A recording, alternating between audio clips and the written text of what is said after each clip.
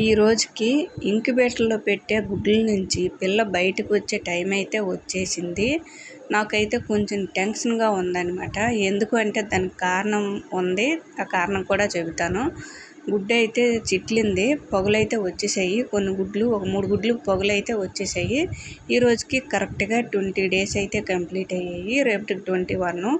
మరి రేపటికి ఎన్నో వస్తాయి, పిల్ల ఎలా ఉంటుందో ఏంటి అనేది. గుడ్ నుంచి పిల్ల బయటికి పూర్తిగా వచ్చినంత వరకు కూడా నాకు టెన్షన్ అయితే అలా ఇలా లేదు.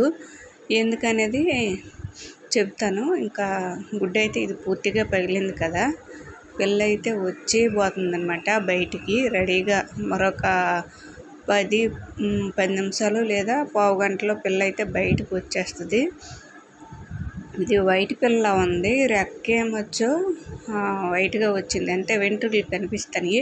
ఇవి ఆశల గుడ్లు అండి. ఆశల గుడ్లు తెప్పించి, అంటే వేరే తెప్పించి పెట్టాను అనమాట. గిన్నె కోడి గుడ్లు, ఆశల గుడ్లు ఒకేసారి పెట్టాను. ఒకేసారి అంటే 29th, ఇది 14th పెట్టాను.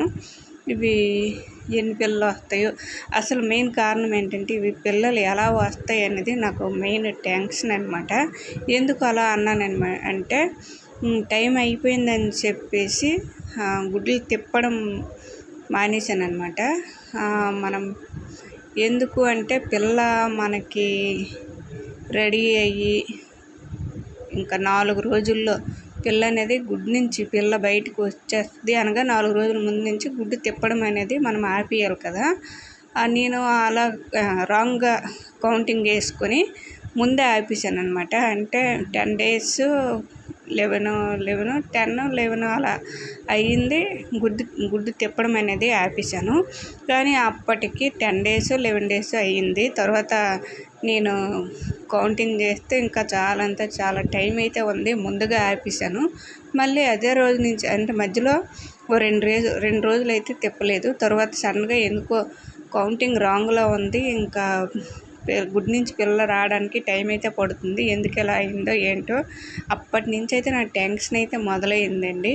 ఇప్పటి వరకు కూడా, అంటే గుడ్ నుంచి పిల్ల బయటకు వచ్చి అది ఎలా ఉందో ఏంటో చూసినంత వరకు నాకు ఈ టెన్షన్ అనేది తగ్గదు.